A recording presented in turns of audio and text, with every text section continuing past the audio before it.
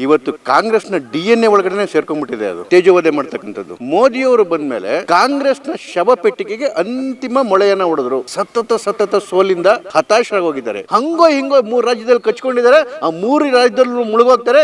ಕಾಂಗ್ರೆಸ್ ಮುಕ್ತ ಭಾರತವನ್ನ ಕಾಂಗ್ರೆಸ್ಸಿಗರ ನಾಲಿಗೆ, ಕಾಂಗ್ರೆಸ್ಸಿಗರ ನಾಯಕರೇ ಮಾಡ್ತಾರೆ. ಮಾನ ಮರ್ಯಾದೆ ಎಲ್ಲವನ್ನ ಬಿಟ್ಬಿಟ್ಟು ಸೋಲಿನ ಹತಾಶೆ ಒಳಗಡೆಗೆ ಪರದಾಡ್ತಾ ಇದ್ದಾರೆ. 3 ಬಿಟ್ಟಿರ್ತಕ್ಕಂತಹ ಪೊಲಿಟಿಕಲ್ ಪಾರ್ಟಿ ಯಾವ್ದಾದ್ರು ಇದೆ ಅಂತ ಹೇಳಿದ್ರೆ ಅದು ಕಾಂಗ್ರೆಸ್ ಪಾರ್ಟಿ. ಅದ್ರ ಕೊಚ್ಚೆ ಅದು. ಆ ಕೊಚ್ಚೆ ಯಾಕೆ ಕಲ್ಲು ಹೊಡಿಬೇಕು?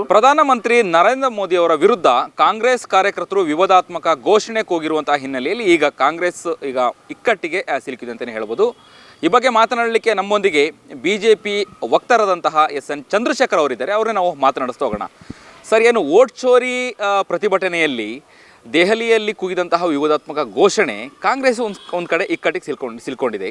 ಆದರೆ ರಾಹುಲ್ ಗಾಂಧಿ ಆಗಿರ್ಬೋದು, ಸೋನಿಯಾ ಗಾಂಧಿ ಆಗಿರ್ಬೋದು, ನನಗೂ ಇದಕ್ಕೂ ಸಂಬಂಧ ಇಲ್ಲ ಅನ್ನೋ ರೀತಿಯಲ್ಲಿ ವರ್ತಿಸ್ತಾ ಇರುವಂಥದ್ದು. ಸದ್ಯ ಈಗ BJP ಇದನ್ನು ಆಕ್ರೋಶವನ್ನು ವ್ಯಕ್ತಪಡಿಸ್ತಿರುವಂಥದ್ದು. ಏನು ಹೇಳ್ತೀರಿ ನೀವು ಈ ಒಂದು ನಡೆಗೆ? ಕಾಂಗ್ರೆಸ್ ಯಾವ ಇಕ್ಕಟ್ಟಿಗೆ ಸಿಲ್ಕತ್ರಿ ನೋಡಿ. ಒಬ್ಬ ಮನುಷ್ಯನ ಯೋಗ್ಯತೆಯನ್ನು ನಾಲ್ಗೆ ತಿಳಿಸುತ್ತೆ. ಅವನ ಬಾಯಲ್ಲಿ ಯಾವ ಮಾತು ಬರುತ್ತಲ್ಲ ಅದು ಯೋಗ್ಯತೆ ಆಗುತ್ತೆ. ಕಾಂಗ್ರೆಸ್ನ ಯೋಗ್ಯತೆ ಏನಿವತ್ತು ನೋಡಿ. ಇವತ್ತು ಕಾಂಗ್ರೆಸ್ನ DNA ಒಳಗಡೆ ಸೇರ್ಕೊಂಡ್ಬಿಟ್ಟಿದೆ. ಅದು ಯಾವುದು? ತೇಜೋವಧೆ ಮಾಡ್ತಕ್ಕಂಥದ್ದು.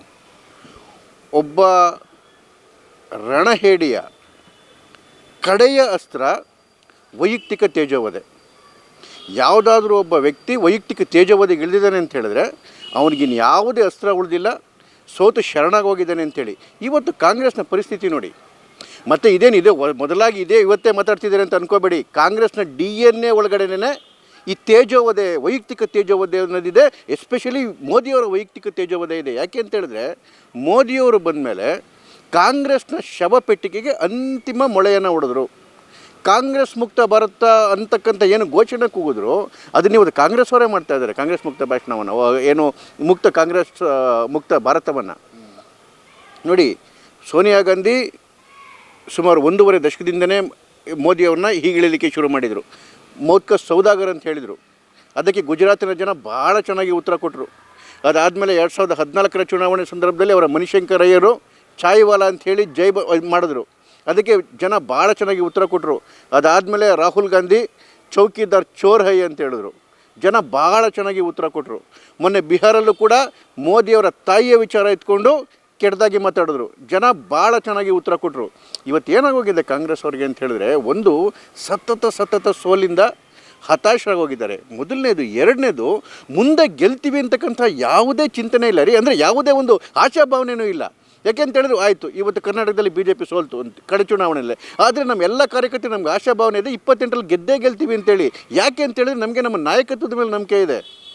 ರಾಜ್ಯ ನಾಯಕತ್ವ ಇರ್ಬೋದು, ರಾಷ್ಟ್ರೀಯ ನಾಯಕತ್ವದ ನಮ್ಮ ನಾಯಕರು ನಮ್ಮನ್ನು ಗೆಲ್ಲಿಸ್ತಾರೆ ಅಂತಕ್ಕಂಥ ನಂಬಿಕೆ ಇದೆ. ಅವ್ರು ಯಾರ ಮೇಲೆ ನಂಬಿಕೆ ಇಡ್ತಾರೆ ರೀ? ಅದೊಂಥರ ಸೈನಿಕರು ಯುದ್ಧಕ್ಕೆ ಹೋಗಿದ್ದಾರೆ. ರಾಜ ಪಲಾಯನವಾದಿ, ರಾಜ ಪುಕ್ಲ, ಸೇನಾಧಿಪತಿಗಳು ಇದರ ಇಲ್ವ ಅಂತ ಗೊತ್ತಿಲ್ಲ. ಇಂಥ ವಿಚಾರದಲ್ಲಿ ಕಾರ್ಯಕರ್ತ ಏನು ಮಾಡಿ ಏನು ಯುದ್ಧ ಮಾಡ್ತಾರೆ? ಹಂಗೋ ಹಿಂಗೋ 3 ರಾಜ್ಯದಲ್ಲಿ ಕಚ್ಕೊಂಡಿದ್ದಾರೆ. ಆ 3 ರಾಜ್ಯದಲ್ಲೂ ಮುಳುಗೋಗ್ತಾರೆ. ಕಾಂಗ್ರೆಸ್ ಮುಕ್ತ ಭಾರತವನ್ನು ಕಾಂಗ್ರೆಸ್ಸಿಗರ ನಾಲಿಗೆ, ಕಾಂಗ್ರೆಸ್ಸಿಗರ ವರ್ತನೆ, ಕಾಂಗ್ರೆಸ್ಸಿಗರ ನಾಯಕರೇ ಮಾಡ್ತಾರೆ. ಇದಕ್ಕೆ ಬೇರೆ ಯಾವ ಪಕ್ಷದವ್ರ ಅವಶ್ಯಕತೆ ಇಲ್ಲ. ಅವರ ಸಮಾಧಿಯನ್ನು, ಅವರ ಶವಪೆಟ್ಟಿಗೆಗೆ ಅವರೇ ಮಳೆ ಹೊಡ್ಕೊತಾ ಇದ್ದಾರೆ. ಅವರ ಸಮಾಧಿಗೆ ಅವರೇ ಗುಂಡಿ ತೊಡ್ಕೊತಾ ಇದ್ದಾರೆ. ಓಕೆ. ಇನ್ನು ಪ್ರತಿಭಟನೆ ಸ್ಥಳದಲ್ಲಿ ಸ್ಪಷ್ಟವಾಗಿ ಕೇಳಿಸುತ್ತೆ ಮೋದಿ ಗೋರಿಯನ್ನು ಅಗಿತೀವಿ ಅನ್ನುವಂಥದ್ದನ್ನು ಸ್ಪಷ್ಟ ಕೇಳಿಸುವಂಥದ್ದು. ಆದರೆ ಇನ್ನೂ ಕೂಡ ಏನು ಕ್ಷಮೆಯನ್ನು ಕೇಳುವಂಥ ವಿಚಾರದಲ್ಲಿ ಮೀನಮೇಷ ಎಣಿಸ್ತಿರುವಂಥದ್ದು, ನನಗೂ ಇದಕ್ಕೂ ಸಂಬಂಧ ಇಲ್ಲ ಅನ್ನೋ ರೀತಿಯಲ್ಲಿ ವರ್ತಿಸ್ತಾ ಇದೆ. ಈಗ ನೀವು ಅದನ್ನು ಯಾವ ರೀತಿಯಾಗಿ ಖಂಡಿಸ್ತೀರ ಅನ್ನುವಂಥದ್ದು? ಅಲ್ಲ ರೀ, ಮಾನ ಮರ್ಯಾದೆ ಇರೋ ರೀ ಇವೆಲ್ಲ. ಏನು ಕ್ಷಮೆ ಕೇಳೋದು ಅಥವಾ ಏನು ತಪ್ಪಿತ್ಕೊಳ್ಳೋದು ಅವೆಲ್ಲ ಮಾಡೋದು. ಕಾಂಗ್ರೆಸ್ ಅವ್ರಿಗೆ ಏನು ಯೋಗ್ಯತೆ ಇದೆ? ಮತ್ತು ನಾನು ಹೇಳಿದ್ನಲ್ಲ, ಮಾನ ಮರ್ಯಾದೆ ಎಲ್ಲವನ್ನು ಬಿಟ್ಬಿಟ್ಟು ಸೋಲಿನ ಹತಾಶೆ ಒಳಗಡೆಗೆ ಪರದಾಡ್ತಾ ಇದ್ದಾರೆ ರೀ. ಒಂದು ಅಧಿಕಾರ ಇಲ್ಲ, ಮುಂದೆ ಅಧಿಕಾರಕ್ಕೆ ಬರಲ್ಲ. ಅಧಿಕಾರ ಇಲ್ಲ ಅಂತ ಹೇಳಿದ್ರೆ ಅವ್ರಿಗೆ ಅಧಿಕಾರ ಏನಕ್ಕೆ ಬೇಕಿತ್ತು? ಲೂಟಿ ಹೊಡೆಯೋಕ್ಕೆ ಅಧಿಕಾರ ಬೇಕಿತ್ತು. ಸೊ ಲೂಟಿ ಹೊಡೆಯೋಕ್ಕೆ ದುಡ್ಡಿಲ್ಲ. ಒಂದು ಕಡೆಗೆ ಲೂಟಿ ಹೊಡೆಯೋ ದುಡ್ಡಿಲ್ಲ, ಇನ್ನೊಂದು ಕಡೆಗೆ ಅಧಿಕಾರ ಇಲ್ಲ, ಯಾವ ಕೆಲಸನ ಮಾಡ್ಲಿಕ್ಕಾಗ್ತಿಲ್ಲ, ಮುಂದೆ ಜನ್ಮದಲ್ಲಿ ಬರ್ತೀವಿ ಅಂತಕ್ಕಂಥ ಉಮೀದು ಇಲ್ಲ. ಹಾಗಾಗಿ ಏನು ಮಾಡ್ತಿದೆ ಅಂತ ಹೇಳಿದ್ರೆ ನಾಲ್ಗೆ ಬಂದಂಗೆ ಹರಿದು ಬಿಡ್ತಾರೆ. ನಾಲ್ಗೆ ಒಂದು ಹರಿದು ಬಿಡೋದು ಬಿಟ್ಟರೆ ಬೇರೆ ಯಾವ ಶಕ್ತಿನೂ ತಾಕತ್ತು ಇಲ್ಲವೇ ಇಲ್ಲ. ಮತ್ತು ಈ ಕ್ಷಮೆ ಕೇಳೋದು ಕೇಳೋದು ಅಂತೇಳಿ ಒಂದು ಸ್ವಲ್ಪ ಗೌರವಸ್ಥ ಗುಣ. ಕಾಂಗ್ರೆಸ್ ಯಾವ ಗೌರವಸ್ಥ ಪಕ್ಷ ರೀ? ಅವ್ರ DNA ಒಳಗಡೆ ಈಗಾಗಲೇ ಹೇಳಿದ್ನಲ್ಲ, 3 ಬಿಟ್ಟಿರ್ತಕ್ಕಂಥ ಪೊಲಿಟಿಕಲ್ ಪಾರ್ಟಿ ಯಾವ್ದಾದ್ರು ಇದೆ ಅಂತ ಹೇಳಿದ್ರೆ ಅದು ಕಾಂಗ್ರೆಸ್ ಪಾರ್ಟಿ. ಆ 3 ಬಿಟ್ಟಿರೋರ ಹತ್ರ ಏನ್ರಿ ಎಕ್ಸ್ಪೆಕ್ಟ್ ಮಾಡ್ತೀರ ಇವನ್ನೆಲ್ಲನೂ? ಓಕೆ, ಹಾಗಾದರೆ ಮುಂದಿನ ದಿನಗಳಲ್ಲಿ ಇನ್ನಷ್ಟು ವಿವಾದಾತ್ಮಕ ಘೋಷಣೆಗಳನ್ನ ಹೇಳಿಕೆಗಳನ್ನು ಕೊಡುತ್ತೆ. BJP ಹಾಗಾದ್ರೆ ಸೈಲೆಂಟ್ ಆಗಿರುತ್ತಾ, ಸುಮ್ಮನೆ ಇರುತ್ತಾ ಅನ್ನುವಂಥ ಪ್ರಶ್ನೆ. ನೋಡಿ, ಕೊಚ್ಚೆ ಮೇಲೆ ಯಾವತ್ತೂ ಕಲ್ಲುಡಿಲಿಕ್ಕೆ ಹೋಗ್ಬಾರ್ದು. ಒಂದು ಜನನೇ ಸೀರಿಯಸ್ ಆಗಿ ತಗೊಂತ ಇಲ್ಲ, ನಾವ್ಯಾಕೆ ಸೀರಿಯಸ್ ಆಗಿ ತಗೋಬೇಕು? ಇವತ್ತು ನೋಡಿ, ಬಿಹಾರಲ್ಲಿ ಏನು ವೇದಿಕೆ ಮೇಲೆ ನಿಂತ್ಕೊಂಡು ಈ ಥರ ಮಾತಾಡಿದ್ರು, ಅವ್ರು ಯಾರಾದರೂ ಜವಾಬ್ದಾರಿ ತೊಗೊಂಡ್ರೆ ನಾಯಕರು, ಅವತ್ತೇನಾದರೂ ಜವಾಬ್ದಾರಿ ತೊಗೊಂಡು ಅವತ್ತಿನ ಕಾರ್ಯಕರ್ತರಿಗೆ ಎಚ್ಚರಿಕೆ ಕೊಟ್ಟಿದ್ರೆ ಅಲ್ಲಿನ ಜನ ಇಷ್ಟೊಂದು ಕೆಟ್ಟದಾಗಿ ಅವ್ರನ್ನ ಟ್ರೀಟ್ ಮಾಡ್ತಾ ಇರಲಿಲ್ಲ. ಯಾವತ್ತು ನಾಯಕರ ವರ್ತನೆಗಳೇ ಏನು ಕಾರ್ಯಕರ್ತರ ವರ್ತನೆಗಳಾಗಿ ಪುನರಾವರ್ತನೆ ಆಗ್ತವೆ, ಈ ಪುನರಾವರ್ತನೆ ಆಗಿದ್ದು ಮತ್ತೆ ಮತ್ತೆ ಮತ್ತೆ ಮತ್ತೆ ರಿಪೀಟ್ ಆಗ್ತಾ ಹೋಗುತ್ತೆ. ಜನಕ್ಕೂ ಕೂಡ ಇವತ್ತು ಅಸಹ್ಯ ಬಂದ್ಬಿಟ್ಟಿದೆ. ಹಾಗಾಗಿನೇ ಪ್ರತಿ ಚುನಾವಣೆಯಲ್ಲೂ ಯಾಕೆ ನೀವು ಕಾಂಗ್ರೆಸ್ಸನ್ನು ಆ ಮಟ್ಟಕ್ಕೆ ಸೋಲಿಸ್ತಾರೆ ಹೇಳಿ? ಈ ನೈತಿಕ ದಿವಾಳಿತನಕ್ಕೆ. ಹೀಗಾಗಿ ಅವರಾಗವರೇ ಮುಳುಗೋಗ್ತಾ ಇದ್ದಾರೆ. ನಾವ್ಯಾಕೆ ಅದ್ರ ಬಗ್ಗೆ ಕಾಮೆಂಟ್ ಮಾಡೋಣ ರೀ? ಅದ್ರ ಕೊಚ್ಚೆ ಅದು, ಆ ಕೊಚ್ಚೆಗೆ ಯಾಕೆ ಕಲ್ಲು ಹೊಡಿಬೇಕು? ಓಕೆ, ಈ ವಿವಾದಾತ್ಮಕ ಹೇಳಿಕೆಗೆ BJP ಪ್ರತಿ ಉತ್ತರ ಏನು ಅನ್ನುವಂಥದ್ದು ಮಾಡ್ತಕ್ಕಂಥ ಅವಶ್ಯಕತೆನೇ ಇಲ್ಲ. ನಮ್ಮ ಏನು ಡೆವಲಪ್ಮೆಂಟ್ ಮಾಡಲು ನಮ್ಮ ಒಳ್ಳೆಯ ಕೆಲಸ, ನಮ್ಮ ಒಂದು ಯೋಗ್ಯತೆಯನ್ನು ಮತ್ತು ನಮ್ಮ ಸಂಸ್ಕಾರವನ್ನು ತಿಳಿಸಿ ಹೇಳ್ತಾ ಇದೆ. ಅವರ ಸಂಸ್ಕಾರವನ್ನು ಅವ್ರು ತೋಡ್ಕೊತಾ ಇದ್ದಾರೆ. ಹೀಗೆ ಆ ಥರ್ಡ್ ಕ್ಲಾಸ್ಗಳ ವಿಚಾರ ಎಲ್ಲ ಯಾಕೆ ತಲೆ ಕೆಡಿಸ್ಕೊಂತೀರಾ? ಇದಿಷ್ಟು SN ಚಂದ್ರಶೇಖರ್ ಅವರ ಮಾತುಗಳಾಗಿತ್ತು. ಕ್ಯಾಮ್ರಾ ಪರ್ಸನ್ ಉಲ್ಲಾಸ್ ಜೊತೆ ಅಭಿಜಿತ್ ಗಣೇಶ್, ಕರ್ನಾಟಕ ಟಿವಿ, ಬೆಂಗಳೂರು.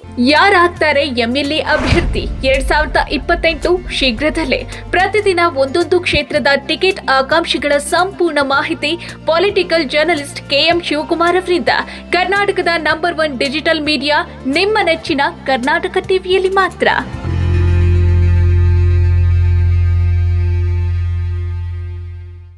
ನೀವು ಸಣ್ಣ ಆಗಬೇಕಲ್ವಾ? ಅದು ಒಂದು ಉತ್ತಮ ಆಹಾರದಿಂದ ಸಣ್ಣ ಆಗಬೇಕಲ್ವಾ? ಪ್ರತಿದಿನ ನಮ್ಮ ಜೀನಿ ಸ್ಲಿಮ್ನ ಯೂಸ್ ಮಾಡಿ ಯಾವುದೇ ಸೈಡ್ ಎಫೆಕ್ಟ್ ಇಲ್ದಂಗೆ ನೀವು ಸಣ್ಣ ಆಗ್ತೀರಾ.